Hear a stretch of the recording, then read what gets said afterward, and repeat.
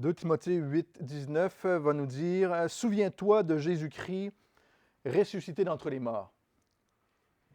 Issu de la descendance de David, selon mon évangile, dit Paul, pour lequel je souffre jusqu'à être lié comme un malfaiteur.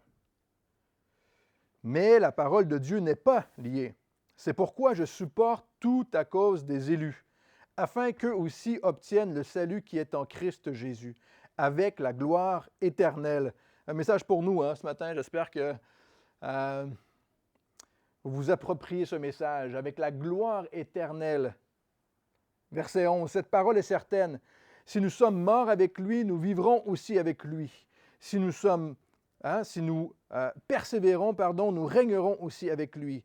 Si nous le renions, lui aussi nous reniera. Si nous sommes infidèles, écoutez ceci, il demeure fidèle, car il ne peut se renier lui-même. Voilà ce que tu dois rappeler, Timothée, en adjurant devant Dieu qu'on évite les disputes de mots qui ne servent à rien, sinon à la ruine de ceux qui écoutent. Efforce-toi de te présenter devant Dieu comme un homme, une femme, qui a fait ses preuves, un ouvrier qui n'a pas à rougir et qui dispense avec droiture de la parole de vérité. Écarte les discours vides et profanes, car ceux qui les tiennent avanceront toujours plus dans l'impiété. Leur parole rongera comme la gangrène.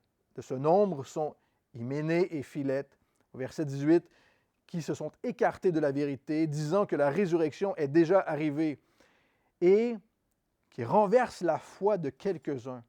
Pourtant, la solide base posée par Dieu subsiste, scellée par ses paroles. Le Seigneur connaît ceux qui lui appartiennent, et quiconque prononce le nom du Seigneur, qu'il se détourne de l'injustice. Prions, Seigneur, merci parce que ta parole est claire, sans détour. Et nous voulons, Seigneur, ouvrir notre entendement, nos cœurs, pour recevoir ce que tu as à nous dire ce matin, pour s'approprier, hommes et femmes, aujourd'hui, pour ceux qui te servent, Seigneur, et qui veulent te servir, pour ceux qui te suivent, Seigneur, qui veulent te suivre. On te prie, Seigneur, d'ouvrir notre entendement. Parle-nous. Parle-nous, Seigneur, et merci encore une fois, ta parole ne fait pas de détour. Elle s'adresse à nous aujourd'hui encore, simplement. Et on veut la recevoir simplement, Seigneur, dans ta grâce, par ta grâce, en ton nom, Jésus. Amen. Basé sur ce que Paul vient de dire à Timothée dans nos dernières études, que l'on peut puiser... Ah oui, le truc derrière. Pour ceux qui aiment bien la chapelle Kids, là. Merci. Ceux qui étaient avec nous dans notre dernière étude, Paul nous a rappelé que l'on peut puiser dans la grâce de Dieu, constamment. Puiser constamment dans la grâce de Dieu, qu'on peut être sanctifié, marcher d'une façon sanctifiée. Encore une fois, c'est l'œuvre de Dieu. Pour que nous, on puisse œuvrer, il faut que Dieu puisse œuvrer en nous. Pour que ce que l'on fasse puisse être fait selon Dieu.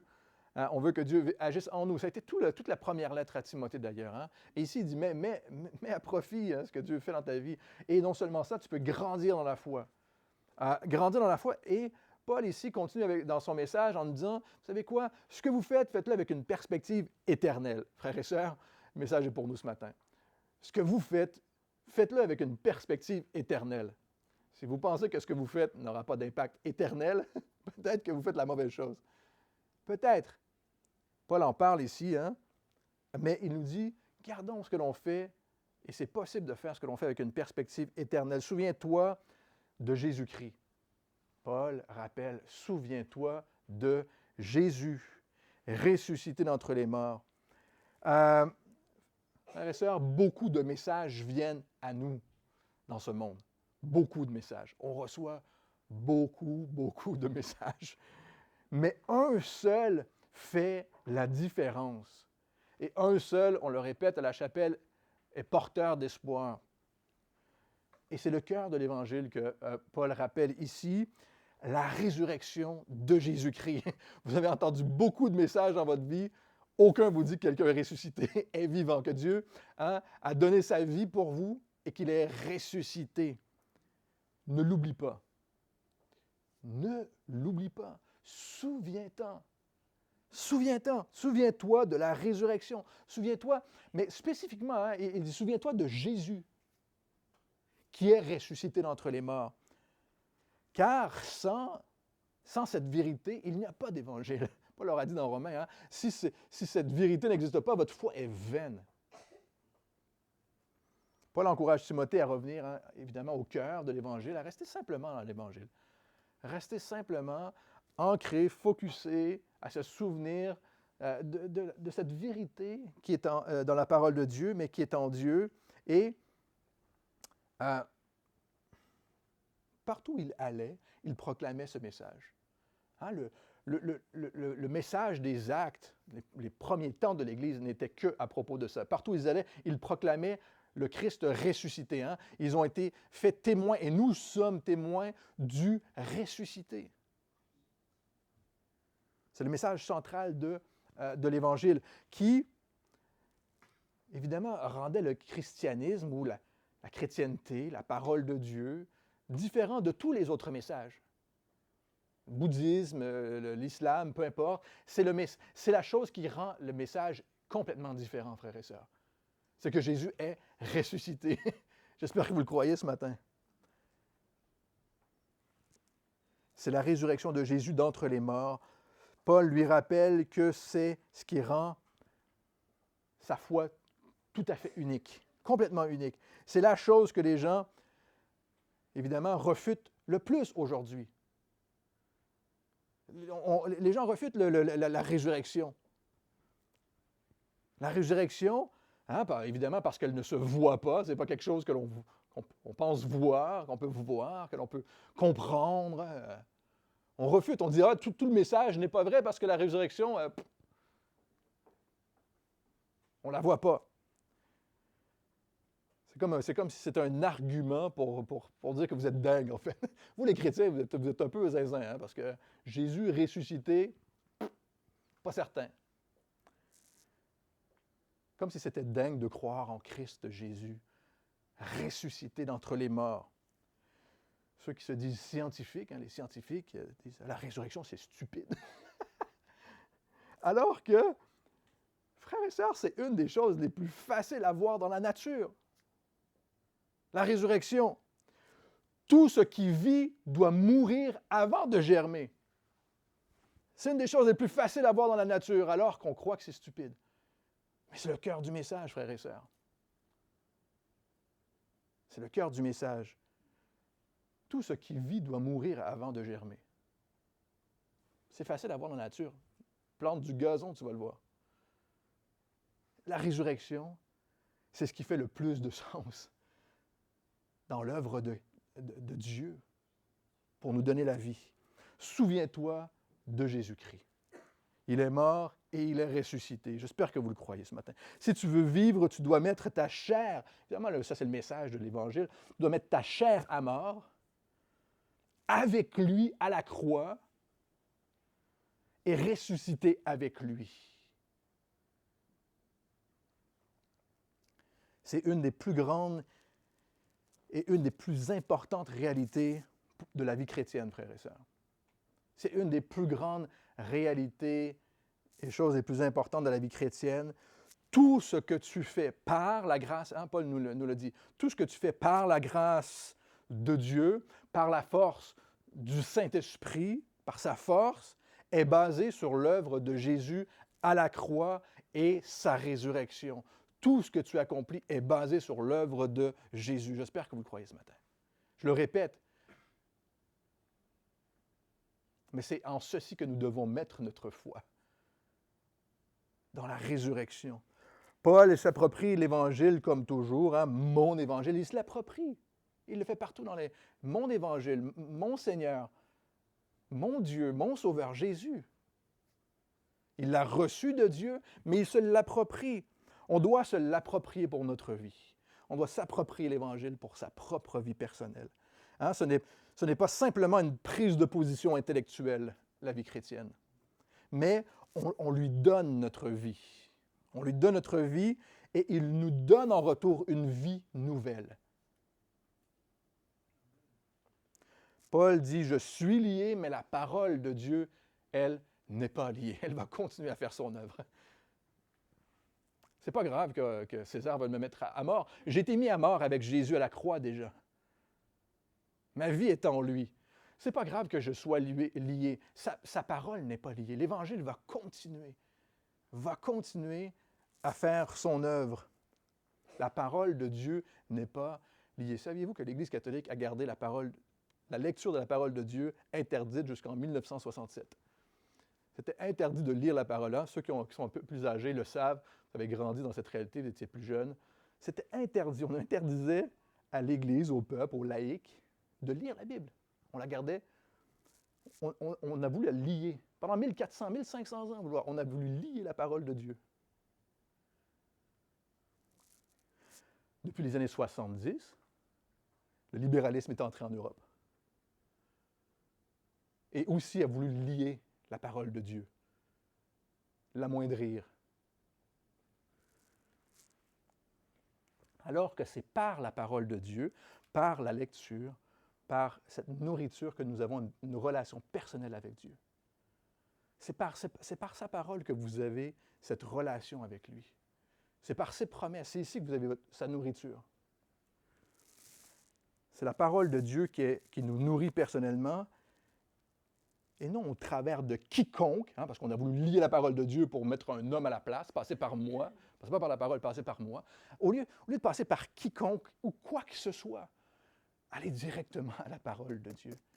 Lisez, mangez, nourrissez-vous de la parole de Dieu. On a toujours voulu remplacer la Bible par quelqu'un ou par quelque chose. C'est ça la religion. Toujours. Vous voulez connaître Jésus? Grandir dans votre foi? Lisez la parole de Dieu tous les jours. Connaissez-la. Connaissez la parole de Dieu, lisez-la, nourrissez-vous, enrichissez-vous des paroles de Dieu. La parole de Dieu n'est pas liée, on ne peut pas l'arrêter. Romains chapitre 1, verset 16 nous dit « Car je n'ai pas honte de la bonne nouvelle », Paul rappelle à Timothée, « n'aie pas honte. N'aie pas honte d'être chrétien, n'aie pas honte de l'Évangile, n'aie pas honte de Jésus, n'aie pas honte de moi, ton frère, ta sœur. N'aie pas honte de la bonne nouvelle, de ce message de la résurrection. Même si on vous dit, vous êtes un peu dingue de croire à la résurrection. N'aie pas honte de la bonne nouvelle. Elle est, en effet, puissance de Dieu pour le salut de quiconque croit. Croyez-vous en Christ ce matin? Souvenez-vous de lui ce matin. C'est pourquoi je supporte tout à cause des élus, afin qu'eux aussi obtiennent le salut. Paul rappelle qui est en Christ, le salut qui est en Christ Jésus, avec la gloire éternelle. Paul dit, on peut me tuer, mais on ne peut pas arrêter l'évangile de Jésus. Sans la résurrection de Jésus, ce que je fais n'a pas de valeur, ni pour moi personnellement, ni pour toi, Timothée, ni pour quiconque après toi, pour quiconque qui veut mettre sa foi en Jésus, qui a été choisi de Dieu. Vous êtes précieux aux yeux de Dieu. Vous êtes élu, choisi. Vous êtes son enfant. On a été élu par Dieu, choisi par Dieu, afin de démontrer la puissance de la résurrection. Saviez-vous ça? Afin de démontrer la puissance de la résurrection au travers de votre vie. C'est l'œuvre que Dieu veut accomplir. Nous sommes, encore une fois, dans un temps de grâce qui va continuer jusqu'au moment où Dieu va décider que c'est terminé. Au moment où il aura choisi. Nous restons dans ce temps de grâce, ce temps où l'Évangile est offert gratuitement. Et le jour où ce sera terminé, vous le saurez, frères et sœurs. Vous le saurez. Ce ne sera pas un secret pour vous. Si vous avez mis votre foi en Christ ce matin, lorsque ce sera terminé, vous le saurez. Vous serez les premiers à le savoir. On a une vraie espérance. Paul rappelle qu'on a une vraie espérance présente en Jésus. Évidemment, on a une vraie espérance présente malgré qu'il y ait encore de la souffrance, malgré qu'il y ait encore des épreuves, malgré qu'il y ait encore du péché. Nous avons une vraie espérance présente et nous avons une vraie espérance éternelle en Jésus. L'espérance présente, hein, la joie du salut, elle est tangible pour ceux d'entre vous qui avez mis votre foi en Jésus. Mais de se souvenir qu'il y a une espérance éternelle, une gloire éternelle, j'espère que ça réjouit le cœur de certains ce matin qui souffrent, qui est difficile, c'est hein, l'âge, la maladie, les épreuves. Il y a une gloire éternelle à tout ça, frères et sœurs. Il y a une promesse éternelle pour ceux et celles qui mettent leur foi en Jésus. Jésus nous a libérés de la force du péché maintenant, mais aussi de la mort éternelle.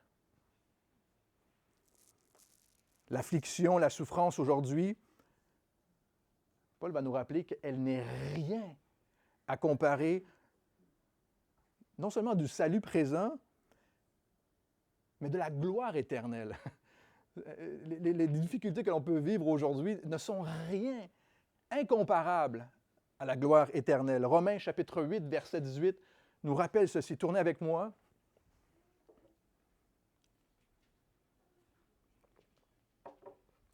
Romains chapitre 8, verset 18. Vous connaissez ce passage.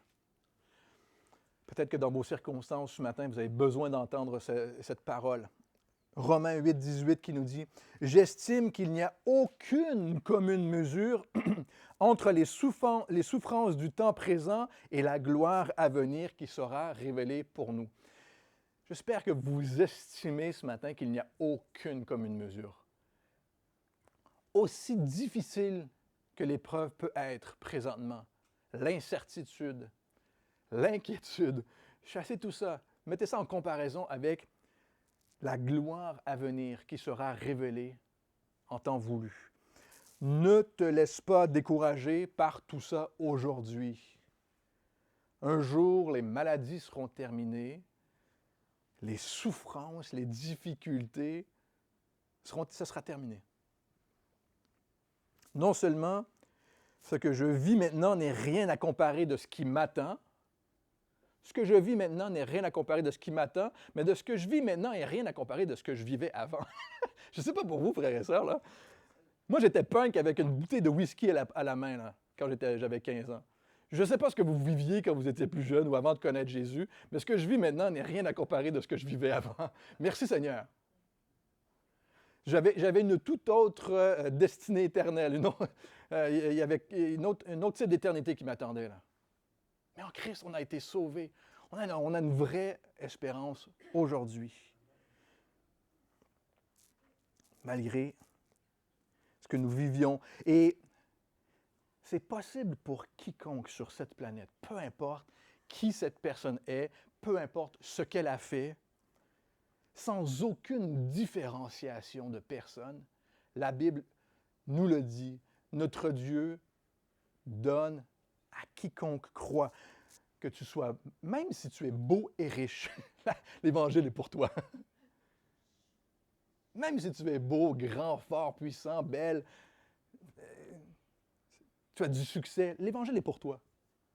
L'amour de Dieu est pour toi aussi. Ce que tu as en Jésus est mieux que toutes les richesses de ce monde. J'espère que c'est un message d'encouragement pour vous aujourd'hui. Est mieux que tout ce dont vous rêvez. Jésus est ressuscité et nous vivons en lui. Si nous mettons notre foi en lui, et c'est ça la bonne nouvelle. Et la bonne nouvelle aussi est qu'on a une espérance éternelle. Si vous êtes sur terre, votre corps n'est pas encore ressuscité. Frères et sœurs, je sais que vous le croyez. Même si vous êtes beau et riche, belle et vous avez du succès, notre corps maintenant n'est pas ce que Dieu veut pour nous pour l'éternité. Et c'est aussi une bonne nouvelle. Cette parole est certaine. Si nous sommes morts avec lui, nous vivrons aussi avec lui. Ça nous donne encore une perspective éternelle. Si on lui donne notre vie maintenant, la résurrection de Jésus nous donne la vie maintenant et la vie éternelle. Romains chapitre 6, verset 11, je vous le lis. « Ainsi vous-même considérez-vous comme morts au péché et comme vivants pour Dieu en Christ Jésus. » Considérez-vous comme morts au péché, comme vivant pour Dieu en Christ Jésus. Paul continue, si nous persévérons, nous régnerons aussi avec lui. Si c'était aujourd'hui le jour de gloire, vous le sauriez, frères et sœurs. Notre présent est d'endurer, littéralement, si nous persévérons, si nous endurons les choses présentes, si nous endurons le péché. Si vous endurez les choses aujourd'hui, gloire à Dieu. C'est que ça veut dire que vous n'avez pas laissé tomber, vous n'avez pas abandonné. Si vous persévérez, résistez, avez de la difficulté, c'est un bon signe. C'est que vous endurez les choses aujourd'hui pour Christ. Persévérer, se tenir debout face au monde. Si nous nous tenons debout pour Jésus, si nous prenons position pour lui, aujourd'hui, nous devons endurer l'affliction, le rejet, l'opposition. Nous devons endurer la tentation. Rejeter tout ça. Se considérer comme mort au péché. C'est terminé pour moi. C'est fini. Galates chapitre 2, verset 20. Je vous le lis encore. Écoutez ceci. Je suis crucifié avec Christ. Ce n'est plus moi qui vis, c'est Christ qui vit en moi. Ma vie présente dans la chair, je la vis dans la foi au Fils de Dieu, qui m'a aimé et qui s'est livré lui-même pour moi. C'est accompli. Lorsqu'on met notre foi en Jésus, notre salut est accompli. C'est fait. C'est une joie extraordinaire, une assurance éternelle. Paul ajoute, nous régnerons littéralement, comme des rois. Nous régnerons aussi avec lui. Encore une fois, pensez à votre passé. J'étais punk. Jésus m'a transformé. Il a fait de moi un enfant de la famille royale. La famille royale de Dieu. La parole nous dit que Jésus est le roi des rois. Il est mon roi. Je me l'approprie. Il est mon roi. Je n'en ai pas honte. La parole nous dit qu'il reviendra et qu'il va régner 1000 ans sur cette terre et pour l'éternité. Et que nous régnerons avec lui. C'est une promesse. Nous régnerons avec lui pendant 1000 ans et pour l'éternité. Je ne sais pas quels étaient vos projets pour l'éternité, mais Dieu a des projets divins pour vous. Peut-être que vous allez peut-être devoir faire un changement de plan là. Mais nous allons régner avec lui. Si nous le renions, lui aussi nous reniera. C'est aussi une certitude. Si nous le renions, lui aussi nous reniera. Remarquez que Paul s'inclut, nous, si nous le renions. Nous, les hommes, devant les hommes. Matthieu chapitre 10, tournez avec moi, Jésus nous dit la même chose. Matthieu chapitre 10, verset 32 nous dit la même chose. Jésus nous dit la même chose. Si nous le renions, il nous reniera. Matthieu chapitre 10, verset 32 nous dit, « C'est pourquoi, Jésus dit, quiconque me confessera devant les hommes, je le confesserai moi aussi devant mon Père qui est dans les cieux. Mais quiconque me reniera devant les hommes, je le renierai moi aussi devant mon Père qui est dans les cieux. » Vous avez un choix à faire, frères et sœurs. Si on se tient debout pour Jésus, si on persévère, n'est-ce pas? Ici maintenant, si devant les hommes nous le renions, si nous renions qui il est, qui est Jésus, nous avons mis notre foi dans le Fils de Dieu, qui il est. Si nous renions sa parole, qui est l'autorité de Dieu sur terre. Ce n'est pas un homme, ce n'est pas un pape, ce n'est pas un pasteur, c'est personne. C'est l'autorité de Dieu sur terre, c'est sa parole, c'est lui qui se révèle à nous. Il n'y a personne ni quiconque qui peut venir entre moi et Jésus. Si nous renions sa parole, ce que Dieu dit, et si nous le renions par nos actions, que nous restons volontairement dans ce reniement, si nous restons par nos actions volontairement dans notre péché, si nous le renions par nos actes, que nous lui tournons le dos, il nous reniera. Nous, s'inclut, nous, les chrétiens, si on se dit chrétien et que nous avons honte de lui, il aura honte de nous. Jésus parle des chrétiens de nom. Dans Matthieu chapitre 7, il en a parlé, des gens qui se disent chrétiens, des chrétiens de nom, mais qui ne vivent pas selon la parole de Dieu. On a vu dans notre dernière étude qu'ils ne vivent pas selon les règles de Dieu, mais selon leurs propres règles. Mais selon leurs règles et qui déforment la parole de Jésus. Au verset 21, Matthieu chapitre 7, je vous le lis, Jésus dit « Quiconque me dit Seigneur, Seigneur, n'entrera pas forcément dans le royaume des cieux, mais celui-là seul qui fait la volonté de mon Père qui est dans les cieux. » À ces chrétiens de nom seulement, Jésus ajoute, verset 23, « Alors je leur déclarerai, je ne vous ai jamais connu, retirez-vous de moi, vous qui commettez l'iniquité. » Qui ne vivez pas selon la parole de Dieu. Qui avez décidé de vivre selon vos propres règles, d'ajouter à l'Évangile, d'enlever à l'Évangile, d'attirer les gens à vous-même et non à Jésus. On a vu ça dans les lettres à Timothée. Paul ajoute ici, si nous sommes, écoutez ceci, si nous sommes infidèles, il nous rassure, hein, si nous sommes, nous, qui disons que nous avons mis notre foi en Jésus, si nous sommes infidèles, lui, il reste fidèle. Merci Seigneur. J'étais dans des beaux draps, là. Merci Seigneur. Si nous sommes infidèles, si ça nous arrive, si ça nous est arrivé de tomber, d'avoir de la difficulté, Jésus reste fidèle. Il est là pour nous. Encore le nous, hein? Si nous sommes infidèles, la religion a tendance de traiter les autres d'infidèles. Je ne sais pas si vous avez déjà remarqué, là. Les religions traitent les autres, les infidèles, les autres, là, là, là. Il y a certaines religions qui utilisent ce mot d'ailleurs, hein? Mais la religion aime bien traiter les autres d'infidèles. Alors que Paul dit, nous, c'est moi je suis infidèle. Il s'approprie, mais il s'humilie aussi. Hein, la religion ne regarde pas toujours à soi-même, on aime bien juger les autres. Si nous reconnaissons notre infidélité, et nous reconnaissons aussi la fidélité de Dieu, qui il est fidèle. Il est fidèle. Il a démontré sa fidélité de tellement de manières,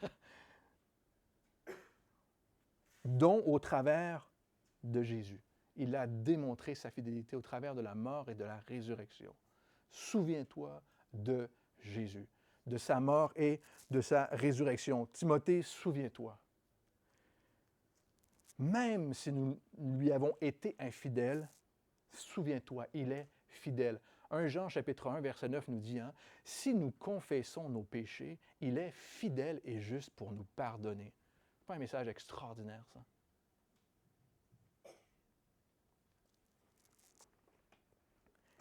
C'est simplement qui il est. Notre Dieu est fidèle.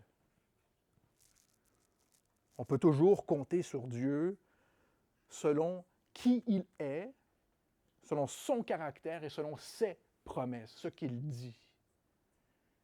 Même si nous tombons.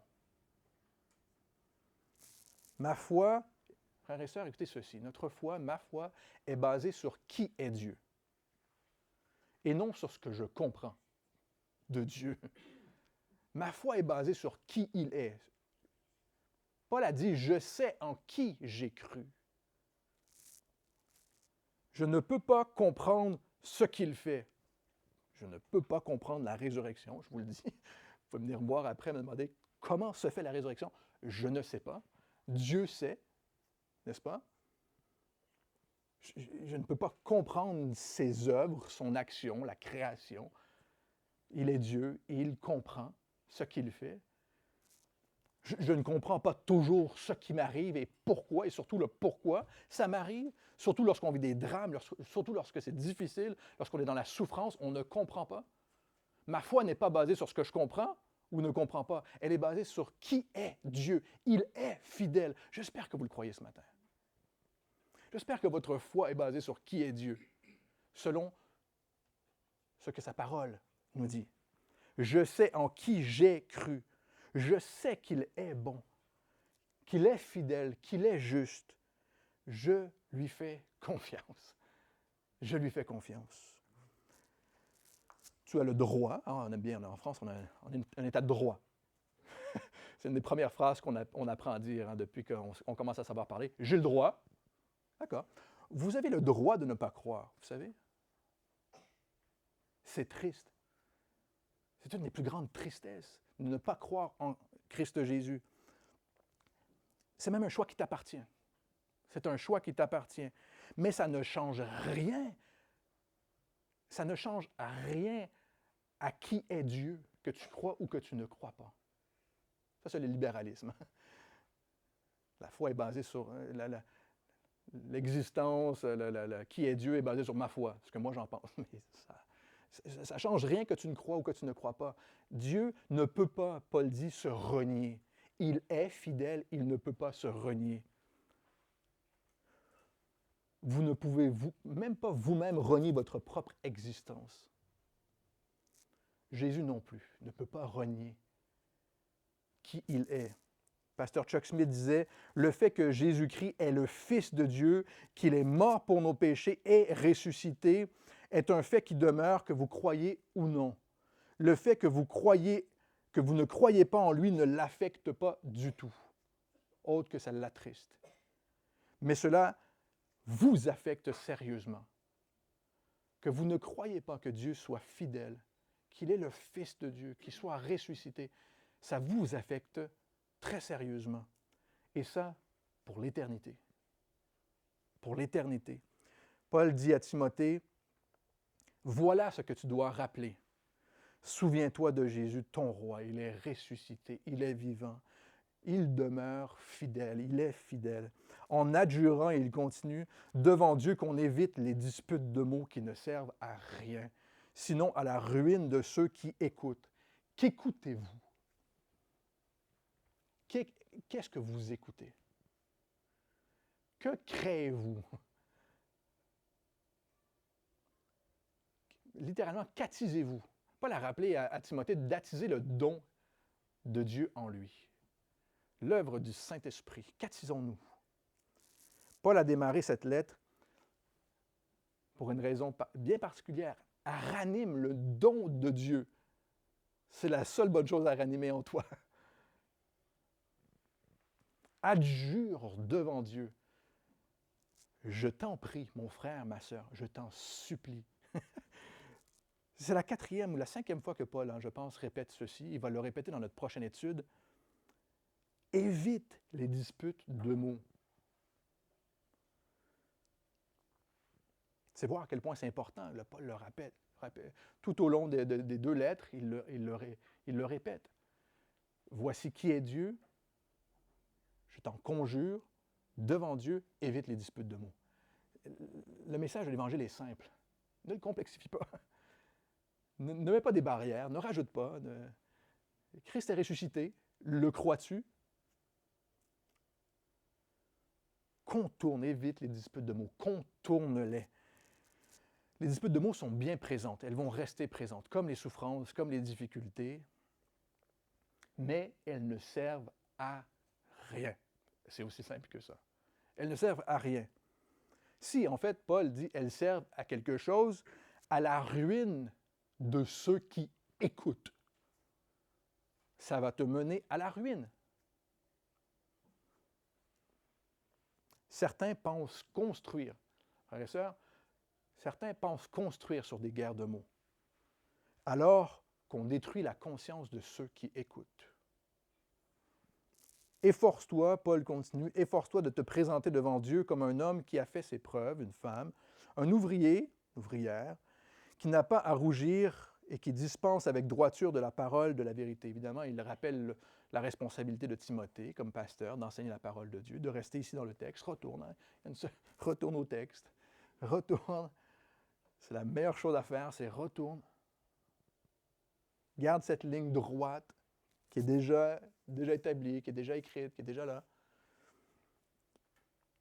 Paul a passé, encore une fois, la première lettre à Timothée à mettre en garde, on l'a vu, contre les élites, contre les faux docteurs, les guerres de mots. Évidemment, ici, certains même, ils perçoivent l'occasion d'y voir le contraire. Dispense avec droiture de la parole de la vérité. Je vais en faire des guerres.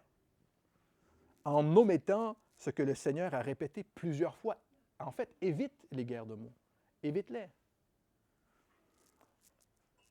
Littéralement, recherche l'approbation de Dieu et non des hommes. Recherche l'approbation de Dieu et non des hommes. Sers Dieu selon ses règles et non selon les tiennes.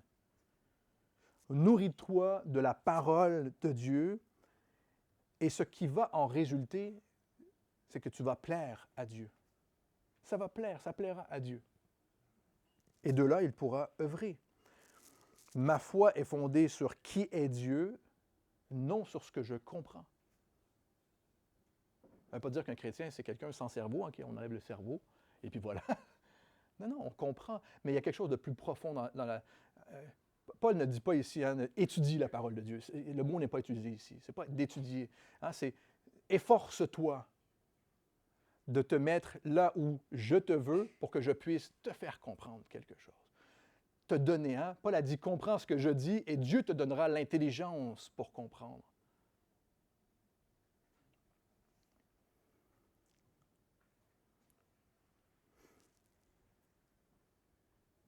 Je ne comprends pas les miracles, je ne comprends pas la résurrection, je ne comprends pas tout ce que Dieu fait.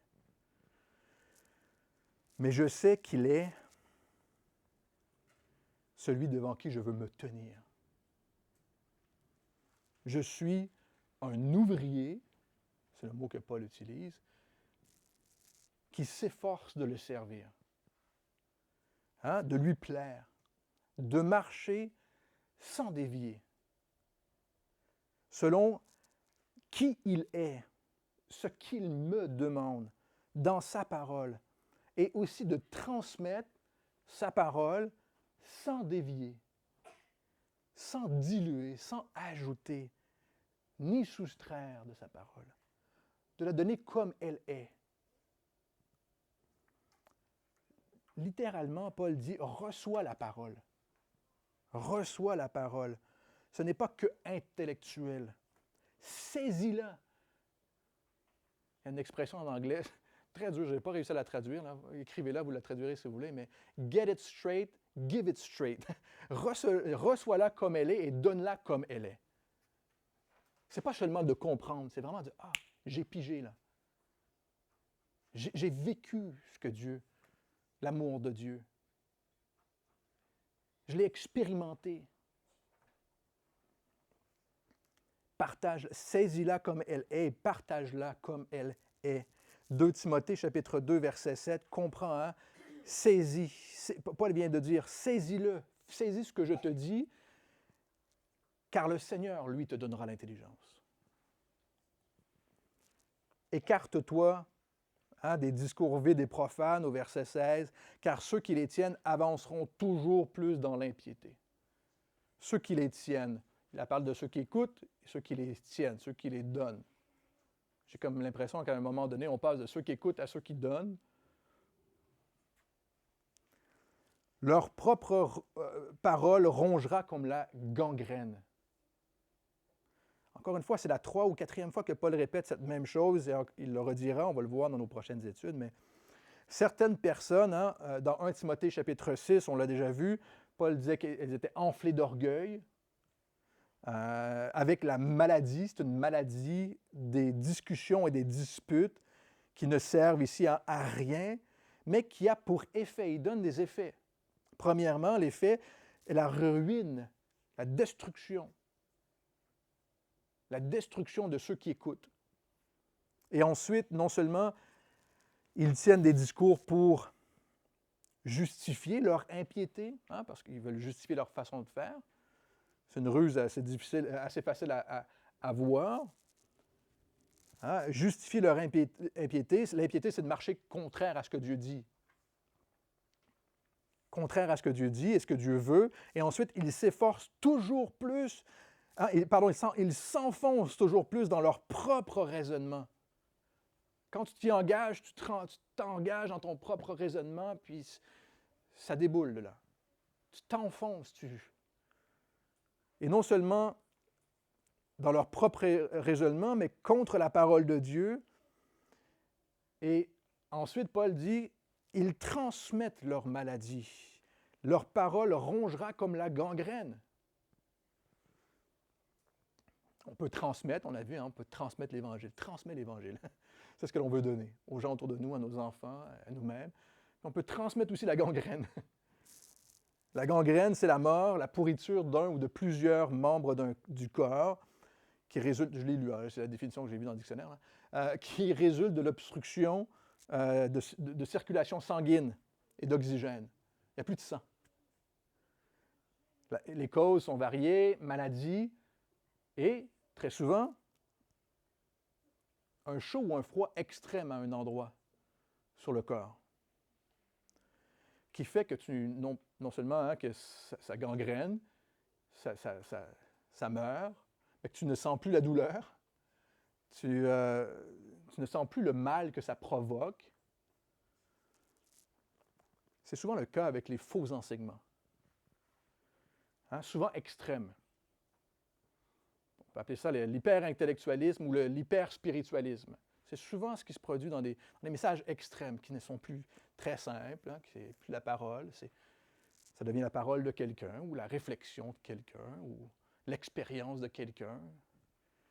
Parfois, ça manque d'équilibre. Parfois, carrément, à côté de la plaque. Ce n'est pas pour faire un jeu de mots avec le sang, la plaque sanguine. OK, je me trouverais très, très drôle. Je ne suis pas médecin, mais en tous les cas, on comprend que l'image de Paul est très simple. Ça fait obstruction. Ça fait obstruction au sang de Jésus. Ça fait obstruction à la parole de Dieu. Ça fait obstruction à l'œuvre que le Saint-Esprit veut faire dans ta vie. Ça fait obstruction. De ce nombre sont Hyménée et Philette. Paul mentionne ces gars. Un autre pasteur les appelait les frères gangrènes. Je ne sais pas si c'était frères, là, mais les frères gangrènes, qui se sont écartés de la vérité, disant que la résurrection est déjà arrivée et qui renversent la foi de quelques-uns. Il mentionne les frères gangrènes, c'est de la façon qu'ils parlent, et ils causent la ruine de ceux qui les écoutent, puis ils amènent ils ajoutent ou ils enlèvent à l'Évangile. On a des groupes. Il y a des sectes aujourd'hui qu'on peut considérer, mais il y a des groupes qui se disent chrétiens aujourd'hui, ou des témoins de Jéhovah, par exemple. Témoins de Jéhovah qui ne croient pas que Jésus est Dieu, ne croient pas qui il est, ni que le Saint-Esprit habite en toi, alors que la parole est claire. Ils ont enlevé une quinzaine ou une vingtaine de textes du Nouveau Testament. On vous en fera la liste, on pourra la partager ici.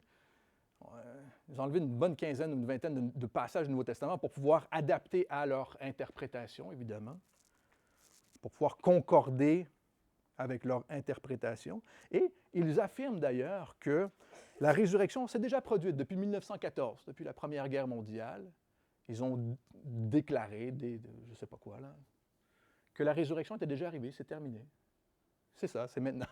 C'est comme ça que ça se passe aujourd'hui, c'est ici, là. Ils pensent avoir, ce qui est intéressant, c'est qu'ils pensent avoir démasqué Dieu. Ils ont démasqué Dieu, eux, par leur interprétation. Il y a toutes sortes de faux raisonnements, frères et sœurs, qui ne font qu'une seule chose, selon ce que Paul nous dit ici, décourager, diviser, qui perd celui qui les écoute, qui s'y engage par des guerres de mots. Alors que Jésus est venu sauver. Frères et sœurs, Jésus est venu sauver. Ce qui est triste, je mentionne certains groupes, dont les témoins de Jéhovah, mais ce qui est triste, c'est que ça fait plusieurs fois depuis qu'on est à La Rochelle qu'il y a des gens qui viennent me voir, des chrétiens, qui se mettent à douter du message de ces gens ou de ces groupes qu'ils entendent. Ébranlés par le discours des témoins de Jéhovah. Ébranlés. Oh, est-ce que Jésus est vraiment Dieu? Peut-être que... Ils se sont mis à douter au sujet de qui est Dieu, 1914, comme si la tribulation était maintenant. C'est maintenant, en fin de compte. Jésus, la tribulation, c'est ce qu'on vit maintenant. C'est arrivé depuis la Première Guerre mondiale. Évidemment, hein, c'est des temps terribles que certaines personnes, et que certaines personnes vivent encore aujourd'hui. Hein. Il y a des guerres qui se produisent encore aujourd'hui. Des gens qui pensent que c'est la fin du monde. Hein. Les tribulations, les souffrances que l'on vit, c'est ça, c'est la fin. Le problème, simplement, est, pour ces personnes, je pense, pour certaines d'entre elles qui sont venues me voir, qui doutaient, c'est que leur propre foi était faible. Leur propre foi, ils étaient faibles, jeunes, parce qu'ils n'entretenaient pas une relation réelle avec Jésus eux-mêmes. Ni dans la parole, ni dans leur lecture, ni dans la prière. Ils ne faisaient ni les choses par la force de cet esprit, hein, qui est un résultat de se nourrir de la parole de Dieu, ni ne nourrissaient, n'entretenaient une réelle relation avec le peuple de Dieu, avec les chrétiens, pour s'encourager, pour se fortifier, frères et sœurs. C'est un cadeau que Dieu nous fait. S'encourager dans la foi.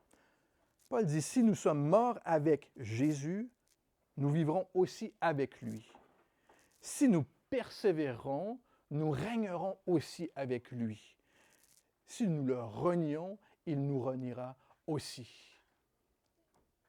Souviens-toi de Jésus. Il est ressuscité, frères et sœurs. Ne doute pas. Plonge dans sa parole. Nourris-toi de ce qu'il te dit. Sa parole te fortifiera. Le Saint-Esprit te consolera, te fortifiera aussi, te fera avancer. Paul a rappelé aux Thessaloniciens, hein, la première lettre aux Thessaloniques, il dit exactement la même chose. Les Thessaloniques avaient peur que peut-être l'enlèvement de l'Église s'était déjà produit parce qu'ils vivaient des tribulations extrêmes. Ils se sont dit, écoute, en fin de compte, il nous a laissés. Et Paul leur écrit pour dire que, pour les rassurer, rassure-toi, si Jésus était revenu, tu le saurais, il revient pour toi, il revient te chercher toi, il revient spécifiquement pour toi.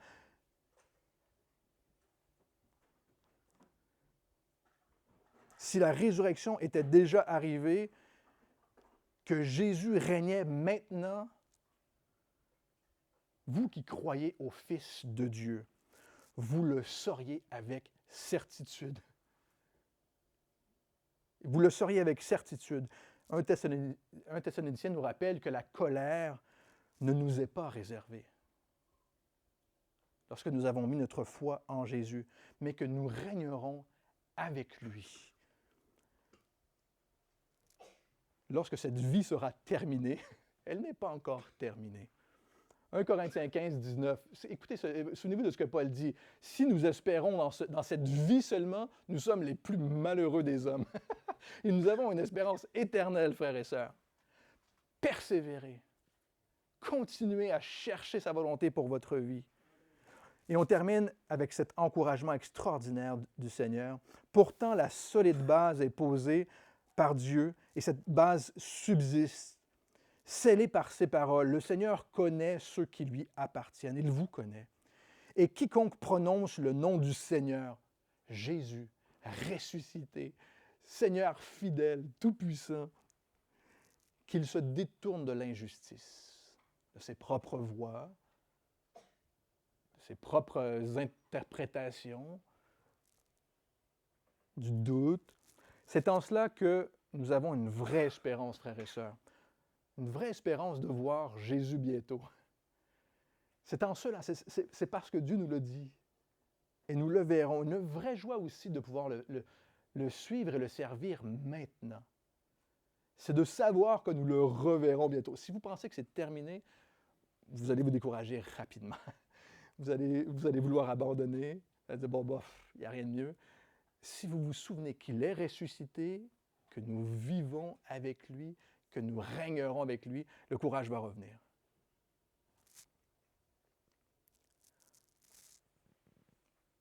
Ne pas laisser le doute, la tentation. Dieu est fidèle, même si vous êtes infidèle parfois.